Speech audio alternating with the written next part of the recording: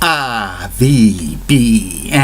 the Rich Video Blog Network, Billerica, Massachusetts, home to top 10 lists of everything and anything, great personality profiles, weekly NFL predictions, and a lot more.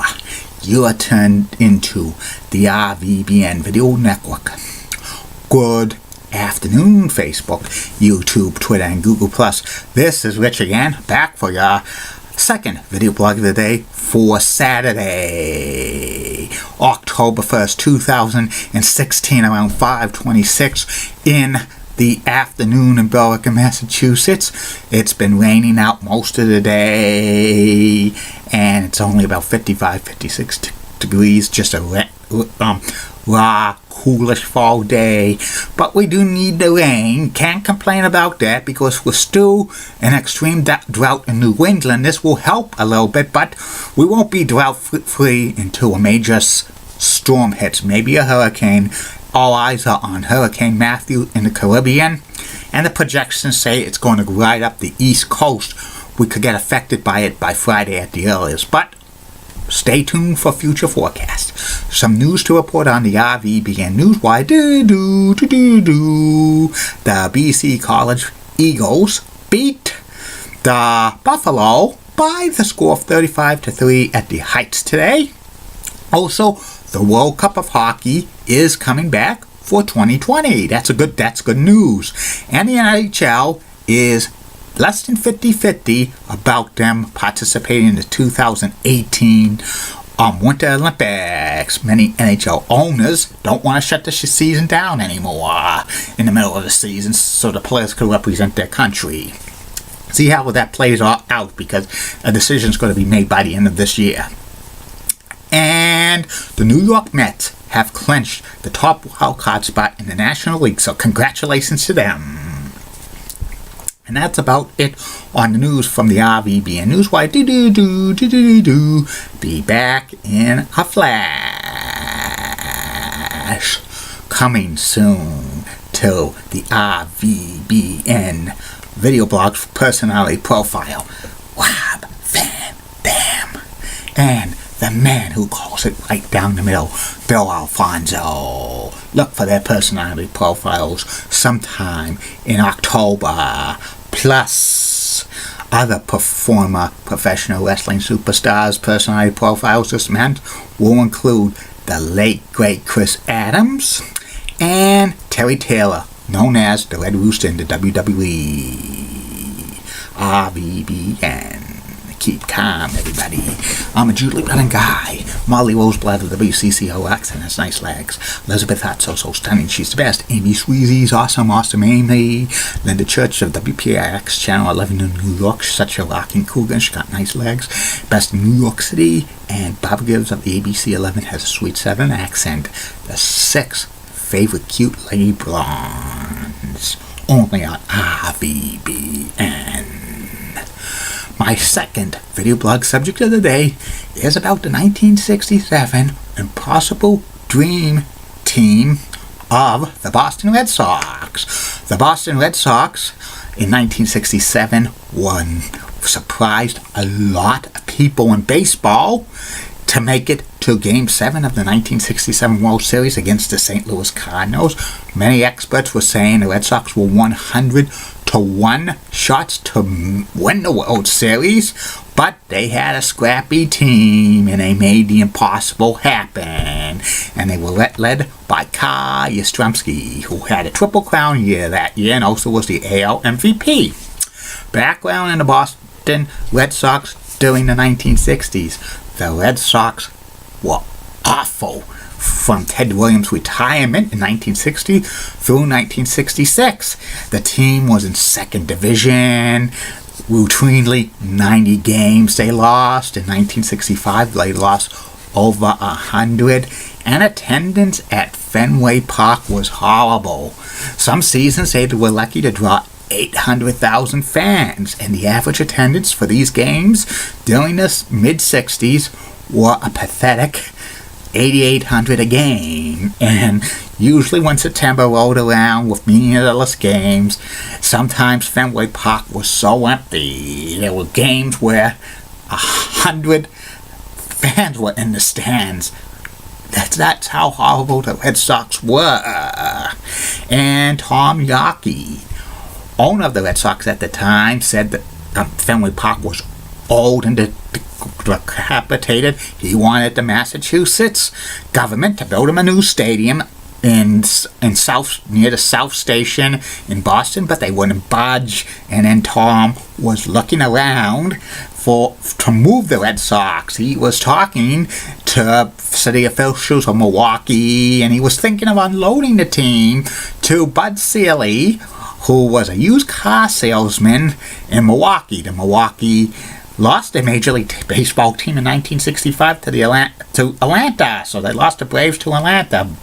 And like, they were talking, but nothing came about of it. In the fall of 1966, the Red Sox named Dick Williams, who was the manager of the AAA affiliate in Toronto and a journeyman baseball outfielder who ended his career with the Red Sox in 1963, was hired as team manager. And at the press conference, that Dick Williams says the Red Sox will be a hustling team, and he predicted we'll win more games than we lose. A lot of people were laughing at that statement because the Red Sox were just horrible. Besides Carl Yastrzemski, the only team star, there were very few little-known players. There was one player by the name of Tony Conigliaro, who was a local hero in New England and played for the Red Sox, but the rest of them were basically unknown and kind of like fringe Major League Baseball players if they played on other teams. But the Red Sox started out of the gate being very competitive. They won the season opener in dramatic fashion, but only 8,500 fans saw the Boston Red Sox play. But they kept winning games and being very competitive. In April 14th, 1967, Billy Waugh, who was a rookie pitcher, almost pitched a no-hitter in his first Major League start. Carl Yastrzemski made a miraculous catch to save the no-hitter, but it was broken up with 2 outs in the 9th inning. And when that happened, you know it was going to be a very special season. Billy Waugh didn't last with the Red Sox too long. He only won 2 more Major League games before fading away. But those things, little things happen. That it was going to be a very special season, and the Red Sox continued to stay competitive throughout the months of April, May, and June. They were basically playing 500 baseball, which was surprising a lot of experts. They were getting contributions from Reggie Smith and Mike Andrews and Rico Petrocelli, among others. And Carl Yastrzemski was having a great year, and Tony Conigliaro was having an awesome year, and the pitching staff was led by Jim Lonborg, who was having an awesome season. At the All-Star break, the Red Sox were 2 games above 500, and in the thick of the pennant race, which the contenders were the Minnesota Twins, Detroit Tigers, and Chicago White Sox, which all 3 of those teams were very, very talented and competitive, and many experts were saying it's only a matter of time before the Red Sox fall back in the pack. But after the All-Star break in 1967, the Red Sox went on a 10-game winning streak, and the fans of Boston were paying attention. And when they got a 10-game winning streak, there were 10,000 fans waiting for the Red Sox when they got off at Logan Airport, and they continued to win a lot of games in dramatic fashion. Some games they shouldn't have even won. And the crowds were coming into Fenway Park like droves, and a lot of interest in the Red Sox, because at 1967 they were kind of an afterthought in Boston sports. The Celtics were winning so many championships. The Bruins were selling out the Boston Garden, even though they were a last-place team. And the Patriots were basically... nobody followed them because they didn't have a permanent home. But the Red Sox brought New England together, and this was the start of Red Sox Nation. On August 18th, 1967, a very tragic thing happened for the Red Sox in a game against the California Angels. Outfielder Tony Canigliaro got hit in the face by a pitch by Jack Hamilton, and there was rumors that that pitch was a spitball, which is illegal in baseball, but that never happened. But there was rumors about that. Tony Canigliaro drops down, and all of the fans at Fenway Park were shocked. He had to be carried out on a stretcher, fractured cheekbone, permanent eye damage. He was never the same player again, and his life took a tragic turn because he just, eventually died young. But the Red Sox bounced back from this, and they continued to win and win. And then they were in first place in the American League. Back then, the first place winner went to the World Series, and pennant fever was gripping the hub. Red Sox made some key acquisitions at the end of the year, getting Ken Hockhausen from the Kansas City A's and Elston Howard from the New York Yankees. Veteran leadership to boost the Red Sox. The Red Sox won a 14 pennant race throughout the month of September, but eventually Chicago faded away, and in the final weekend of the season, it was the Boston Red Sox, Detroit Tigers, and Minnesota Twins fighting to see who would win the American League pennant, and many fans were very shocked to see the Red Sox still win this thing. They thought they would fade away and stuff. They thought this was a good story, but somehow they're going to blow it or something. But the Red Sox didn't. They won the final games against the Minnesota Twins at Fenway Park on the last weekend of the season. Carl Yastrzemski got the Triple Crown for most home runs, most RBIs, and the best batting average in the American League. He was the team star at the time, and he was actually the captain of the Red Sox before, but he turned in his captaincy when Dick Williams became the manager. And Carl Yastrzemski was a legend in Boston. They had a Carl Yastrzemski song, and they had Yaz Bread. And the Red Sox were selling out Fenway Park, something that you didn't even see that back then. And then the Red Sox clinched the tie for the American League pennant. They had to listen to the game on the radio from Detroit. Detroit was playing a doubleheader against the Angels. If the Detroit won the second game of the doubleheader, there would be a one-game playoff in Detroit the next day to determine the American League pennant. And the game was actually broadcast on WHDH, which was a flagship home of the Boston Red Sox, on the radio back then. They had no such thing as sports radio or ESPN, so it was just the local stations carrying it, and NBC for baseball. So you really had to pay attention more to your local broadcast and the newspapers during the 1967 season.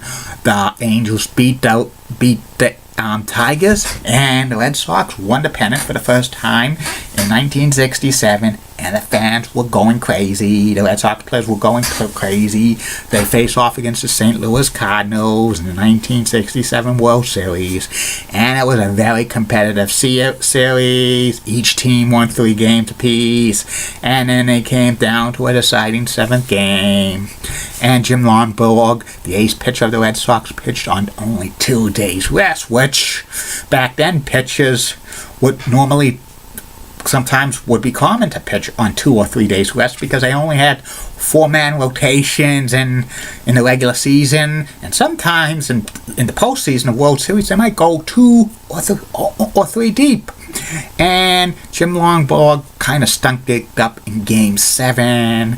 The St. Louis Cardinals win the 1967 World Series, and it basically kind of shattered the Red Sox hope to win the World Series. It was the curse of the Bambino continued. But the impossible dream year of 1967 saved Major League Baseball in Boston, because if they had a horrible 1967 season, you probably might not be seeing any baseball at Fenway Park today. And this was the birth of Red Sox Nation. That's what Jerry Remy says. And Carl Yastrzemski was AL MVP. Jim Longborg was AL Cy Young Award winner. And there was a lot of great stuff that happened in 1967 for the Boston Red Sox. It would be another 37 years before a World Series championship happened in Boston. But you could see that 1967 was really the start of the Red Sox being the number one team in Boston and New England. That's about it on the impossible dream of the 1967 Red Sox. Be back with the third and final video blog of the night tonight. It's going to be about the top 10 list of the greatest sports athletes in the history of LA. It's going to be 4 Lakers players on here. I'm not going to tell you who, but you'll probably know. Keep calm, everybody. I'm a truly budding guy. Molly Rosebud of WCCO laughs and has nice legs. Elizabeth Hatso, so stunning. She's the best. Amy Sweezy's awesome. Awesome Amy. Linda Church of WPIX Channel 11. New York rocks, and she's a rocking cougar. She's got best legs in New York City. And Barbara Givers of ABC 11 has a sweet southern accent and the best legs in Raleigh, North Carolina. And in the words of Sean, get out. See you later. Facebook, YouTube, Twitter.